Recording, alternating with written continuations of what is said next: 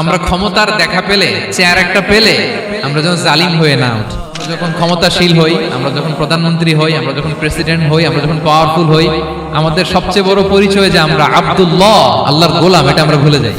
আমরা তো একটা দেশের মালিক হই এখন, অমুক দেশের প্রেসিডেন্ট, অমুক দেশের প্রধানমন্ত্রী। উনি গোটা বিশ্বের প্রতাপশালী রাজা ছিলেন জুলকারনাইন। তারপরেও উনি যে আব্দুল্লাহ, উনি যে আল্লাহর গোলাম, এটা তিনি ভুলে যাননি। আমরা যে আল্লাহর গোলাম, এই চিন্তাটা, এই সেন্সটা যদি আমাদের মাথায় থাকে, তাহলে ক্ষমতা আমাদেরকে দাম্ভিক বানাতে পারে না, আর ওই ক্ষমতা আমাদেরকে ফিতনায়ও ফেলবে না। ক্ষমতার ফিতনা, এই ফিতনা থেকে বাঁচার জন্য সর্বশেষ আল্লাহ তাআলা জুলকারনাইনের ঘটনা বলেছেন। অনেক বড় বাদশা ছিলেন, পৃথিবীতে 4 জন বাদশা গোটা বিশ্ব শাসন করেছেন। 2 জন কাফির, 2 জন মুমিন। কাফির একজন হচ্ছে নমরুদ, যিনি ইব্রাহিম আলাইহিস সালামকে আগুনে ফেলেছিলেন। আরেকজন হচ্ছে বখতে নাসার, যাকে ইংরেজিতে বলে নেবুচারনেজার দ্য সেকেন্ড, দ্বিতীয় নেবুচারনেজার। তারা কোনো নির্দিষ্ট এরিয়ার বাউন্ডারির বাদশা না, গোটা বিশ্বের বাদশা ছিলেন। এই 2 জন কাফির। আর 2 জন বাদশা ছিলেন গোটা বিশ্বকে শাসন করেছেন, তারা ছিলেন মুমিন। একজন হচ্ছে সুলাইমান আলাইহিস সালাম, আল্লাহর নবী। আরেকজন হচ্ছে জুলকারনাইন, গোটা বিশ্ব শাসন করেছেন, প্রাচ্য থেকে পাশ্চাত্য সব জায়গায় তিনি গিয়েছেন, ইসলামের বাণী প্রচার করেছেন, জালিমদেরকে শায়েস্তা করেছেন। তো এরকম দিক বিদিক তিনি জয় করতেছিলেন। অনেকে জুলকারনাইনকে আলেকজান্ডার দ্য গ্রেটের সাথে গুলিয়ে ফেলে না। ম্যাসিডোনিয়াতে যে আলেকজান্ডার দ্য গ্রেট ছিল, উনি আর জুলকারনাইন এক নন। জুলকারনাইন হচ্ছে আল্লাহ তাআলার প্রিয় একজন বান্দা, অনেক বড় সাহসী বীর পুরুষ ছিলেন, গোটা বিশ্বে ইসলাম প্রচার করেছেন।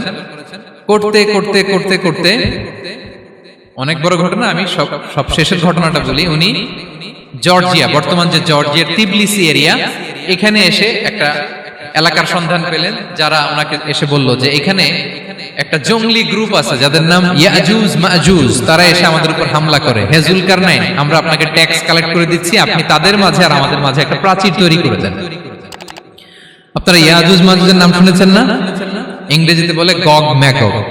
নূহ আলাইহিস সালামের 4 সন্তান ছিল, হাম, সাম, ইয়াফাস, কানাআন। এই ইয়াফাসের বংশধর হচ্ছে ইয়াজুজ মাজুজ, জঙ্গলি, হাজার হাজার শুধু বংশ বিস্তার করে। তারা এসে লোকালয়ে মানুষের উপর আক্রমণ করে, তাদের গবাদি পশু এগুলো ছিনিয়ে নেয়, ফলমূল খেয়ে ফেলে।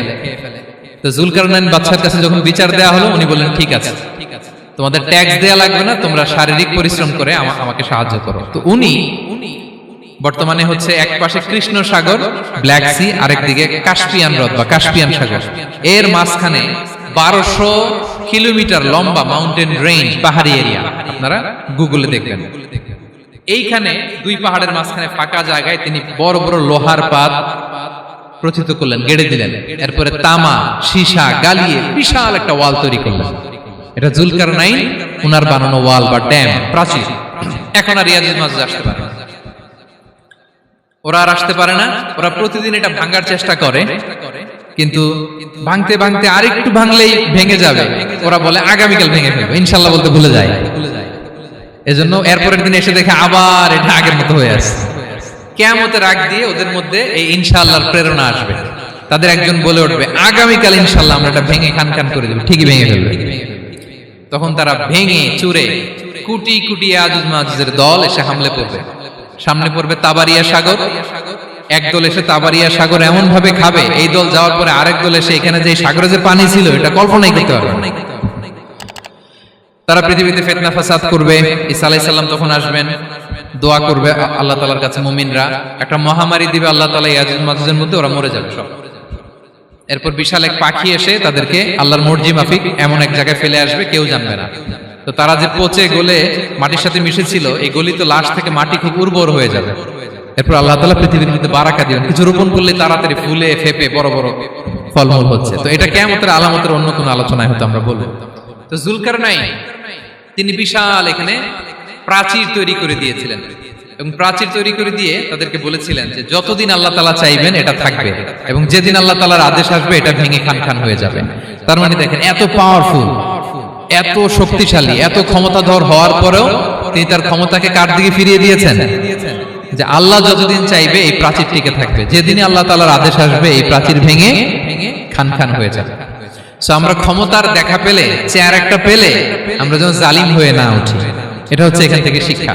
আমরা যেন জুলুম না করি, উনি সম্পদের মালিক ছিলেন, ক্ষমতার মালিক ছিলেন, কিন্তু উনি যে আল্লাহর বান্দা এটা ভুলে যান নাই। আমরা যখন ক্ষমতাশীল হই, আমরা যখন প্রধানমন্ত্রী হই, আমরা যখন প্রেসিডেন্ট হই, আমরা যখন পাওয়ারফুল হই, আমাদের সবচেয়ে বড় পরিচয় যে আমরা আব্দুল্লাহ, আল্লাহর গোলাম, এটা আমরা ভুলে যাই। আমাদের আসল পরিচয় কি? আমরা আল্লাহর গোলাম। আমরা যে আল্লাহর গোলাম, এই চিন্তাটা, এই সেন্সটা যদি আমাদের মাথায় থাকে, তাহলে ক্ষমতা আমাদেরকে দাম্ভিক বানাতে পারে না, আর ওই ক্ষমতা আমাদেরকে ফিতনায়ও ফেলবে না। আমরা তো একটা দেশের মালিক হই এখন, অমুক দেশের প্রেসিডেন্ট, অমুক দেশের প্রধানমন্ত্রী, উনি গোটা বিশ্বের প্রতাপশালী রাজা ছিলেন জুলকারনাইন। তারপরেও উনি যে আব্দুল্লাহ, উনি যে আল্লাহর গোলাম, এটা তিনি ভুলে যাননি। তাহলে এইভাবে যদি আমরা এই ফিতনাগুলো থেকে বাঁচার চেষ্টা করি, তাহলে এই ফিতনা থেকে আমরা বেঁচে থাকতে পারবো। এবং দাজ্জাল যদি এই মুহূর্তেও আসে, সে আমাদেরকে বিভ্রান্ত করতে পারবে না। পারবে? পারবে না ইনশাআল্লাহ। ইনশাআল্লাহ বলেন। আর ভবিষ্যতের সব কাজের আগে আমরা সবসময় কি বলবো?